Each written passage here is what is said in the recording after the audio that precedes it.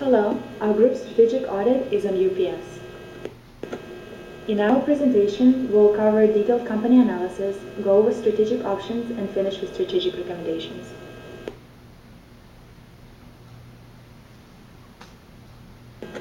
First, a little overview about the UPS. Company is in the air delivery and freight services industry. Its main operational segments are U.S. domestic package, international package, and supply chain and freight. UPS has 408,000 full-time employees. Moving on to current strategy analysis. UPS' original growth strategy was building its business and reputation in the country of origin before expanding to international markets. Unlike DHL, which originated in Europe and has since established itself as a major player in the market, UPS strived to dominate the express industry in the United States, until rival FedEx began offering the same services with a focus on air cargo operations. Considering the economic hardships endured by the global business community during 2008 through 2010, UPS consistently reported financial losses through 2009. However, international segments showed a strong performance and became the driver for growth in the final quarter of the year, primarily because of significant volume growth, a substantial gain in operating profit, and improvement in its operational margin. Since then, UPS has made continuous investment in key international markets, including Mexico, China, Canada, just to name a few. In support of its international focus, UPS has also tailored its customer strategy on a specific segment, small and medium-sized enterprises. Since SME has grown in size and power, UPS began to market itself to this valuable customer segment. In addition, UPS has continued to position itself as supporter of international trade. UPS has also initiated an expansion program into specific industries. One example is UPS' continued expansion of its operational infrastructure that services the healthcare sector. Since 2008, UPS has aggressively positioned its presence in healthcare industry through strategic investments made in key geographies around the world, such as Puerto Rico and Netherlands. This strategic expansion demonstrates how UPS has begun to focus its service offering among specific industries that represent significant growth opportunities.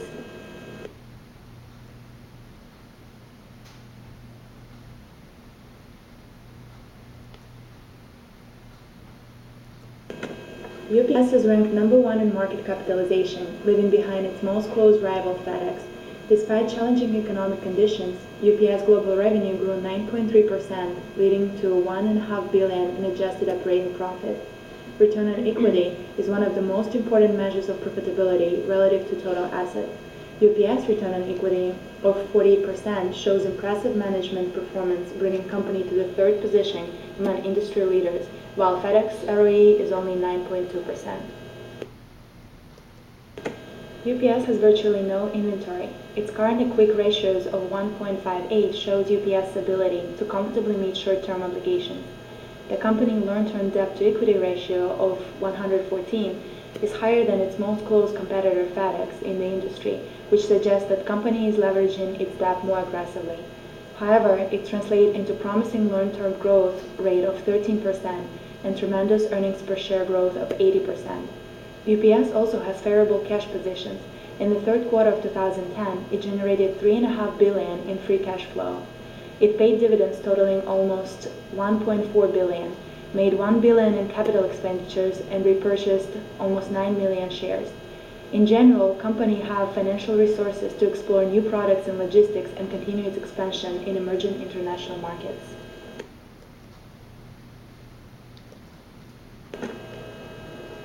UPS delivers and picks up from every address in the United States and Europe.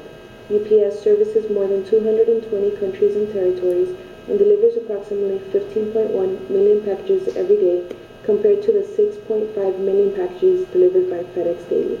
The company currently has a total of 864 facilities in over 120 countries used for storing and delivering.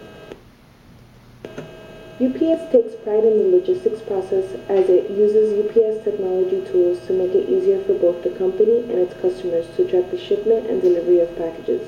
The company owns its own fleet of aircrafts, which was ranked the 9th largest fleet in the world in 2010, as well as a ground delivery fleet including cars, vans, tractors, and motorcycles.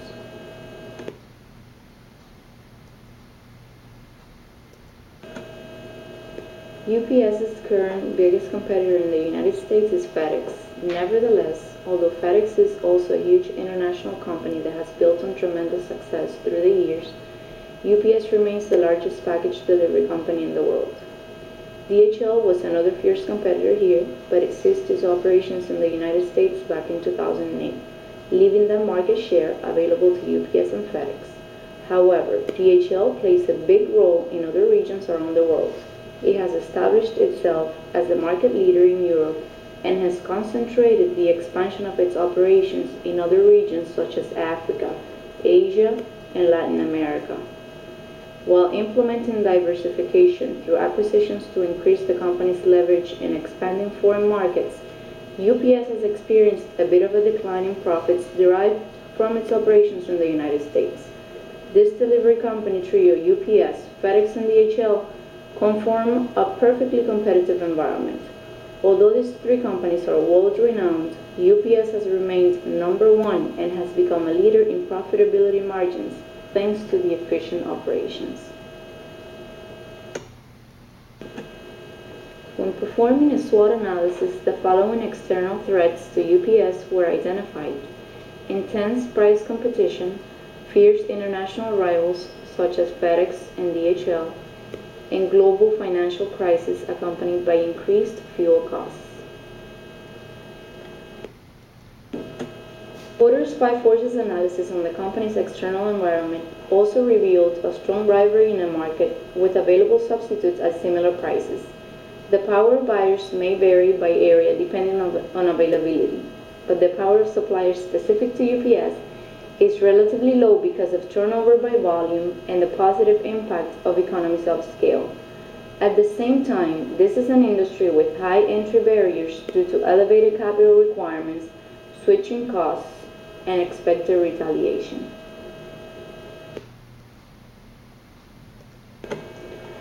With more than 103 years of operational experience, UPS has continually developed and implemented strategies that have catered to the demands and trends of markets around the world.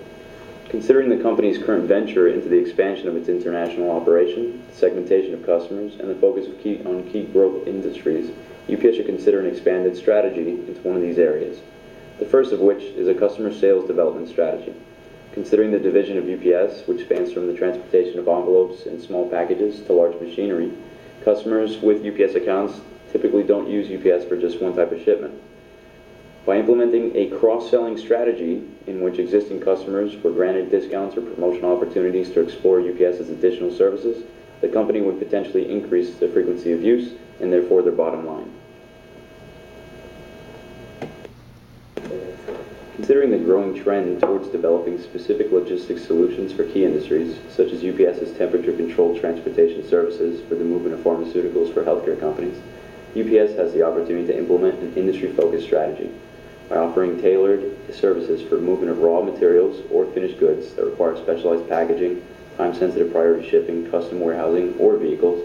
UPS can grow its market share among these industries and develop new streams of revenue. UPS continues to operate across more than 220 countries and territories with a mix of wholly owned and contracted operations. With the implementation of a growth strategy based on the acquisition of these contractors or the launch of all new operations in these markets, UPS has the opportunity to eliminate the existing cost structures that decrease the profits generated by these markets, thus improving the company's overall global infrastructure.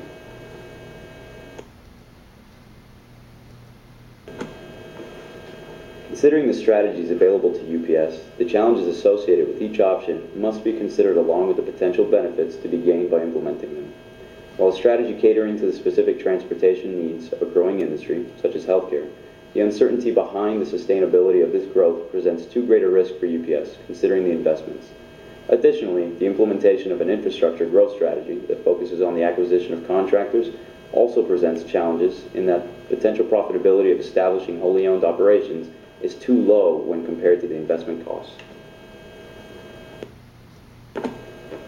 With this in mind, UPS should pursue a customer sales strategy as it presents the strongest return on investment for the company. Overall, the implementation of this strategy represents very little cost to the company, considering the cost difference between acquiring new customers versus developing existing ones. While an estimation of potential frequency would be difficult to determine prior to implementing this strategy, key benefits can be drawn from any level of results. The first of which, when customers use a service from UPS over a competitor, UPS has thus increased its market share while reduced the market share of its competitors. Additionally, any level of frequency of use from UPS's customers using a secondary service creates a new stream of revenue at no additional cost to the company, as well as increases the profitability of the company from its existing customer base. Considering the potential benefits as well as the low risk level represented by a strategy focused on developing existing customers, it is recommended that UPS pursue this strategy as a means to increase its market share, profitability, and ultimately its competitiveness. We thank you very much for your time and attention.